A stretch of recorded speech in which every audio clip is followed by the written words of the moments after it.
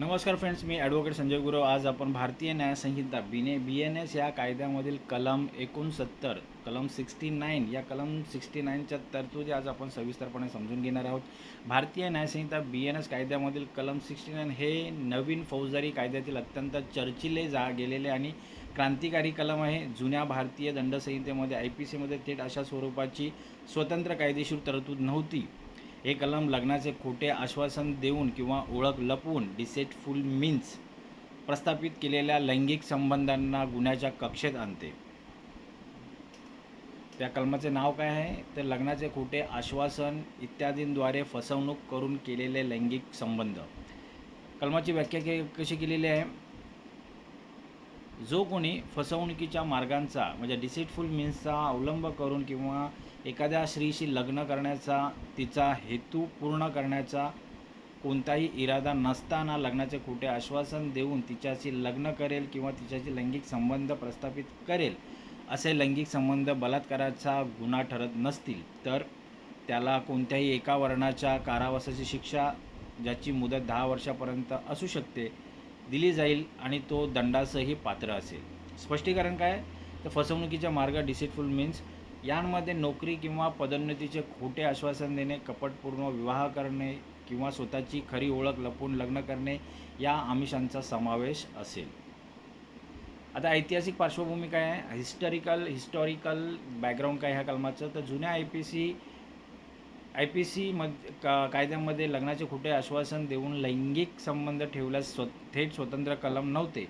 Police अशा प्रकरणांमध्ये कलम 375 बलात्कार, रेप अंतर्गत गुन्हे दाखल करत असत. यात असा युक्तिवाद केला जाई की स्त्रीची संमती ही तथ्यांच्या गैरसमजातून म्हणजे मिसकन्सेप्शन ऑफ फॅक्ट IPC 90ने घेण्यात आली आहे. त्यामुळे ती संमती कायदेशीर नाही.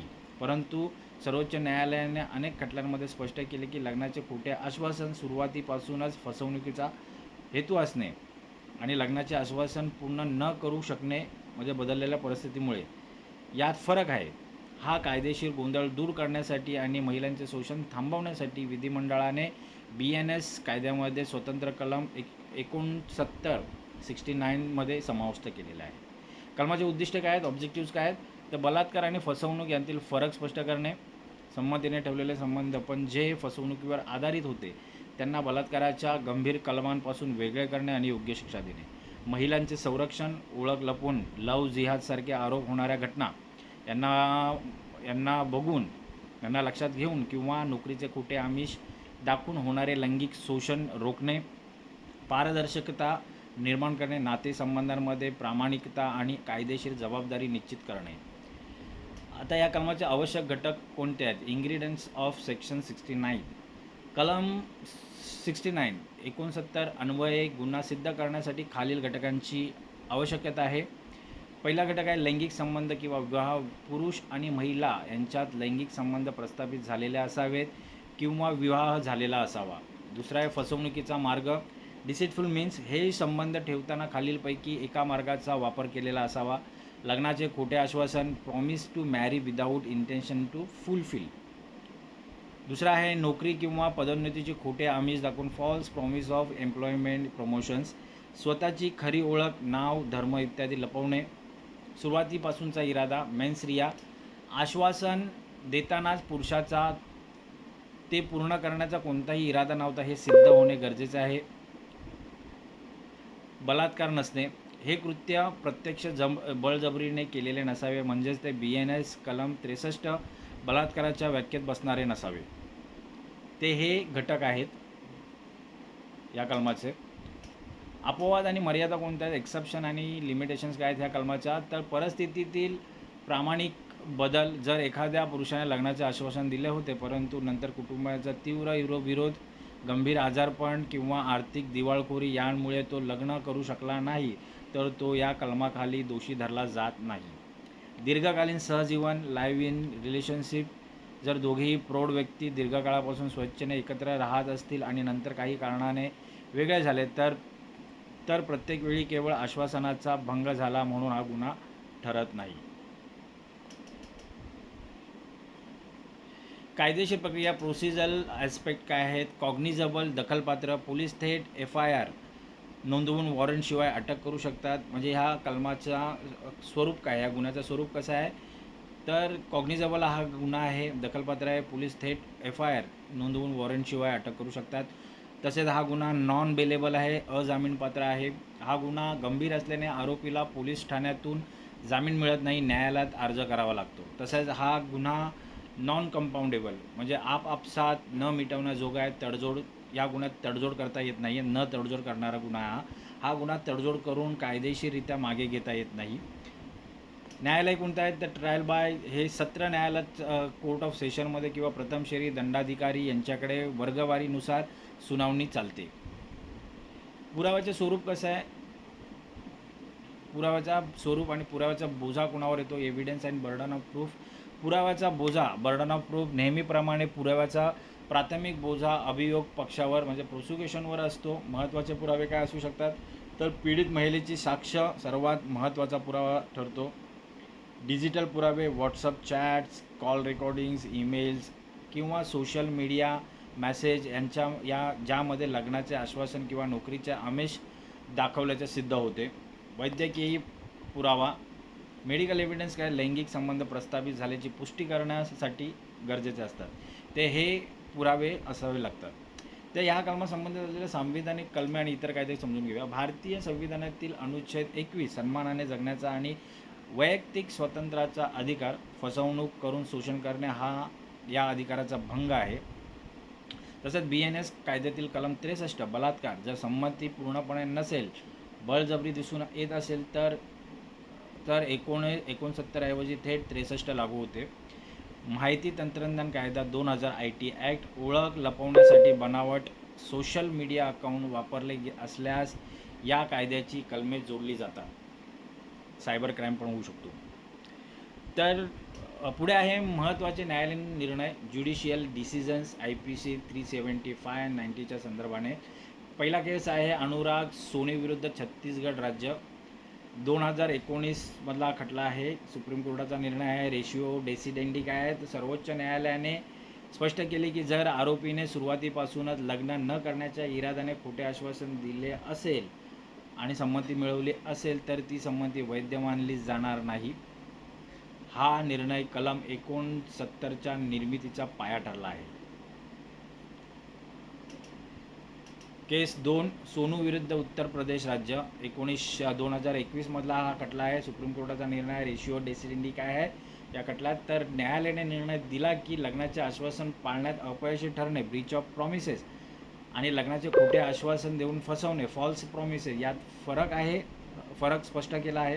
यात स्पष्ट फरक आहे. केवळ लग्नाचे आश्वासन पूर्ण केले नाही म्हणजे तो गुन्हा ठरत नाही. आता ह्या कलमासंबंधित असलेले लॅटिन सूत्रे, लॅटिन मॅक्झिम्स कोणते आहेत ते समजून घ्या. फ्रॉस ओमनिया करम्पिट, फसवणूक किंवा कपाट सर्व गोष्टी नष्ट करते. फसवणुकीने मिळवलेली संमती कायद्याच्या नजरेत शून्य असते, असा याचा अर्थ आहे. दुसरा आहे ॲक्टस नॉन फिसिट रियम निसी मेन्सरिया सिट.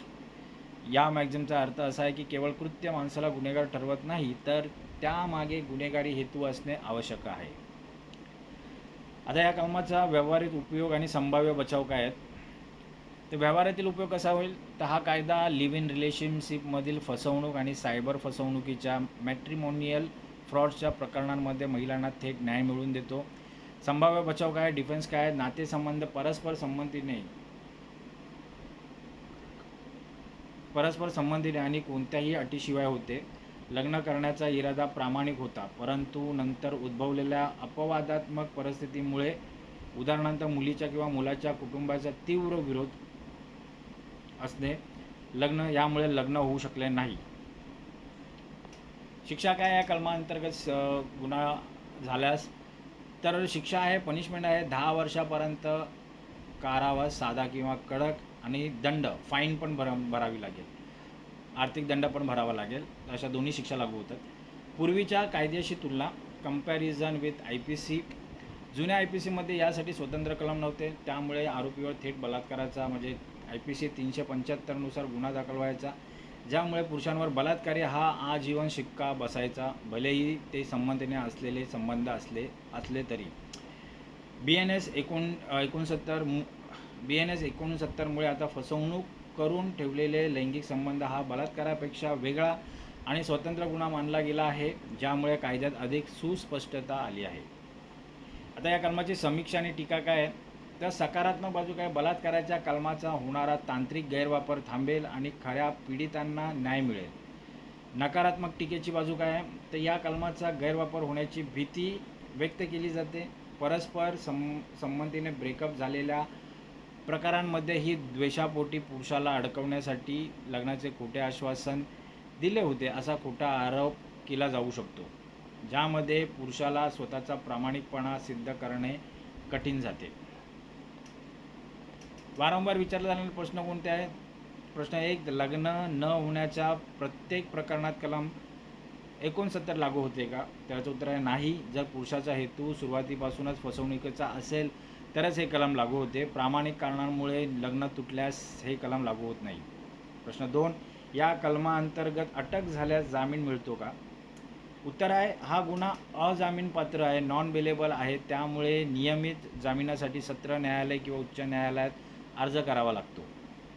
फ्लोचार्ट कसा आहे ह्या कलमाचा?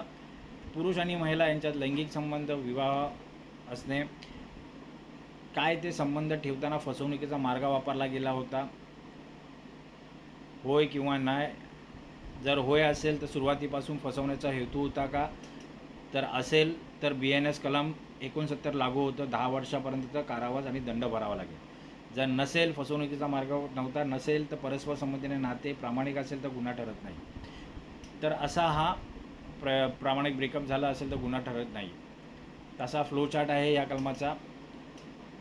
परीक्षेच्या दृष्टीने महत्त्वाचे मुद्दे कोणते आहेत? तर नवीन समाविष्ट कलम BNS 69 हा पूर्णपणे नवीन बदल आहे, ज्या IPCमध्ये क्रमांकाचे किंवा स्वरूपाचे स्वतंत्र कलम नव्हते. शिक्षा किती आहे? तर कमाल 10 वर्ष आणि फाईन, दंड भरावा लागेल, आर्थिक दंड. शब्दाचा प्रयोग such sexual intercourse not amount to the offence of rape, असे संबंध बलात्काराच्या कक्षेत न येणारे असावेत. निष्कर्ष कसा काढण्यात येईल कलमाचा? तर BNSचे कलम 69 हे आधुनिक काळातील नातेसंबंध आणि त्यांमध्ये होणाऱ्या फसवणुकीला चोख उत्तर देणारे कायदेशीर पाऊल आहे.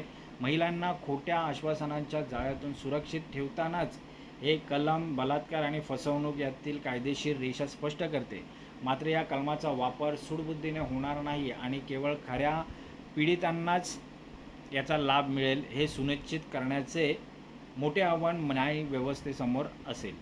तर मित्र, आज आपण BNS भारतीय न्याय संहिता या कायद्यातील कलम 69 कलम 69च्या तरतुदी आज आपण सविस्तरपणे अभ्यासलेल्या आहेत, समजून घेतलेल्या आहेत.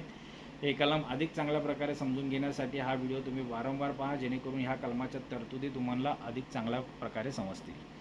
असेच कायदेविषयक ज्ञान मिळवण्यासाठी, कायदेविषयक माहिती मिळवण्यासाठी आमचं चॅनल सबस्क्राईब करा, लाईक करा, शेअर करा आणि आपल्या प्रियजनांना, मित्रांना हे व्हिडिओज फॉरवर्ड करा, पाठवा, जेणेकरून त्यांचंही कायदेविषयक ज्ञान वाढेल, त्यांनाही कायदेविषयक माहिती मिळेल.